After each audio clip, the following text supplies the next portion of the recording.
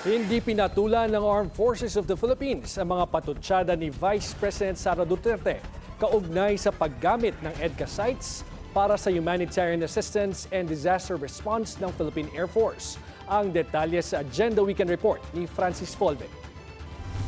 Nagsagawa ng Rapid Damage Assessment and Needs Analysis sa mga lugar na pinakanasalanta ng magkakasunod na bagyong Krising, Dante at Habagat. Gamit ang Black Hawk helicopter, lumipad ang mga opisyal ng Office of Civil Defense at Department of Social Welfare and Development sa Pampanga, Bulacan, Bataan at Tarlac.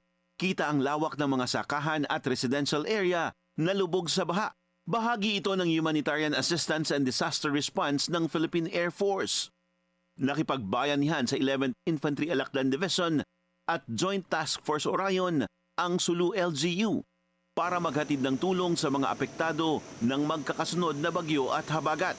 Lula ng C-130 ng PAF ang 200 mula sa 2,000 sako ng bigas at 300 kahon ng relief items na dumating sa Villamor Air Base para maipamahagi sa mga nasalanta.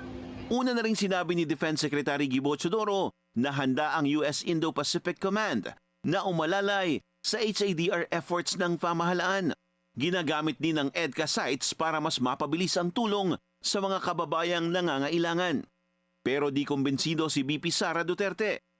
Unang-una, kailangan siguro natin tanongin kung totoo ba talaga na yung mga EDCA sites ay gagamitin for disaster preparedness and disaster response o sinabi lang yon para lang may masabi patungkol sa EDCA sites. Sagot ng AFP. We do not actually address critics at this time, no. We actually report what is happening on the ground.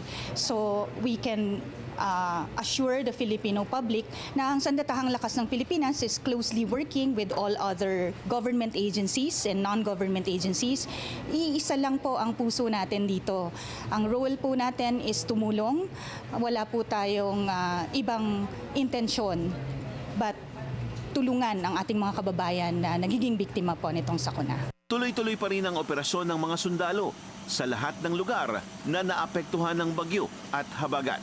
Para sa Agenda Weekend, Francis Polve, Bellionario News Channel.